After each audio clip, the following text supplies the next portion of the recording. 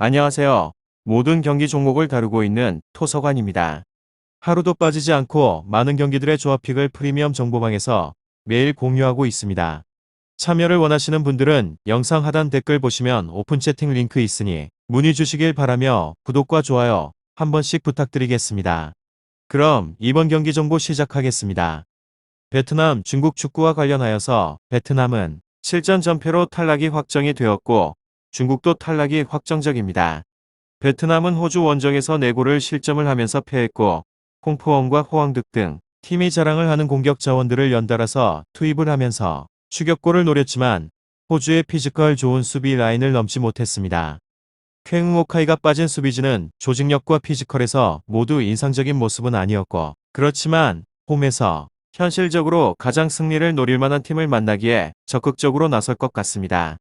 다음으로 중국은 일본 원정에서 제대로 된 슈팅 시도도 하지 못하며 완패를 하였습니다.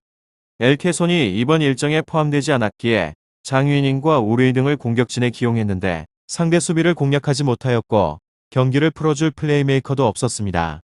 이미 탈락이 유력하기에 선수들이 경기에 집중하지 못하는 모습도 나오고 있습니다. 베트남, 중국이 두 곳에 있어서 탈락한 팀과 탈락이 거의 확정적인 팀 간의 대결이기에 굳이 수비적인 경기로 나설 이유가 없습니다. 결과에 있어서는 베트남이 승점을 딸 수 있을 것 같은데 중국을 상대로도 첫 경기에서 극적인 버저비터를 맞기 전까지 전혀 밀리지 않는 경기를 하였고 이 경기는 홈에 2점이 있습니다. 쩌엉과 도웅동 등 중원도 충분히 존재감을 보일 수 있고 중국이 이번 일정에서 귀화 선수 덕을 볼 수 없음도 감안을 해야 합니다. 다음으로 베트남 피파 랭킹은 98위로 2017년 10월 박항서 감독이 팀을 맡으면서 AFC U-23 챔피언십 준우승을 하였습니다.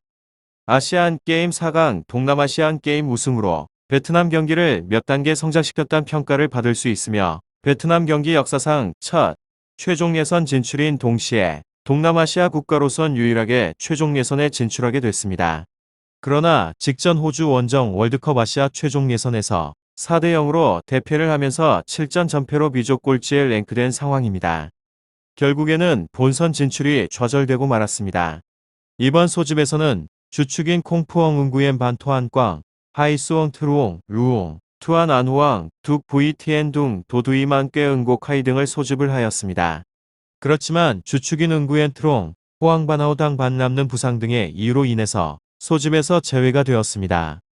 다음은 중국 피파 랭킹 74위는 엄청난 돈을 쏟아부으며 엘케손 알란, 티아스 브라우닝 등을 귀화시켰지만 결국에는 본선행이 좌절되고 말았습니다.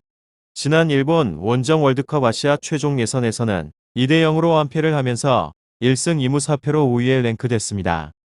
최근 리티에 감독이 사임했으며 우한 산동, 타이샨 등을 이끌었던 리 샤오펑 감독이 새롭게 지휘봉을 잡았지만 앞선 일본과의 데뷔전에서 완패를 하였습니다. 베트남, 중국 축구 이번 소집에서는 주축인 우르에 알란 장, 위닝 알로이시우 웨이시아오, 정정우시 이인 홍보진 징다오, 장민펑 키아스, 브라우닝 유다바오 얀준링을 소집을 하였고 다만 주축인 엘케선, 가오 준이는 소집에서 제외가 된 상황입니다. 홈팀 베트남의 이변을 전망하고 있는데 작년 10월 최종 예선 첫 맞대결에서 중국에 3대2로 분패를 하였습니다. 전적상 4연패를 당한 베트남이지만 인상적인 퍼포먼스를 보였단 평가로 특히나 후반 추가 시간 극장골을 내주면서 석패한 만큼 베트남으로선 안방에서 별을 경기입니다. 특히나 박항서 감독의 부임 이후에 월드컵 최종 예선 진출이란 새로운 역사가 열렸고 아직까지 단 1승도 거두지 못하고 있는 베트남으로서는 역사상 최종 예선 첫 승이란 동기부여를 가질 경기입니다. 다음으로 베트남의 강점은 딱히 없습니다. 반면 약점은 많은 곳으로 예선 7전 전패로 부진합니다.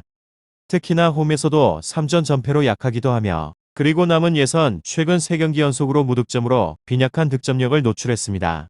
뿐만 아니라 공격수 판반둑이 경고 누적으로 결장을 하는 악재도 함께 존재를 합니다. 다음으로 베트남, 중국 베트남과의 통산 6번 승부에서 모두 승리를 한 경험이었습니다. 하지만 최근 4경기 2무 2패로 부진한 곳이기도 하며 특히나 최근 2경기에서 한 골로 빈약한 득점력을 노출했습니다. 또한 예선 원정 3전 전패로 약하기도 합니다. 베트남은 예선 7전패로 부진한 곳으로 그리고 통산 6번 승부에서 비움 모두 패배를 해버린 곳입니다.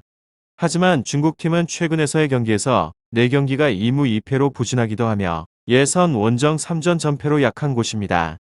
다음으로 베트남은 호주전에서 수비 위주의 전략을 들고 나오게 되었는데 결국에는 사실점 대패를 당해버린 곳입니다.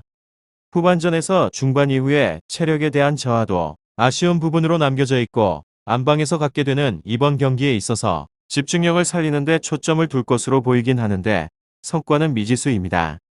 그리고 일본전에서 이렇다 할 장면을 만들지 못해서 그렇게 무너져버린 중국은 거센 비판에 직면해 있는 곳입니다.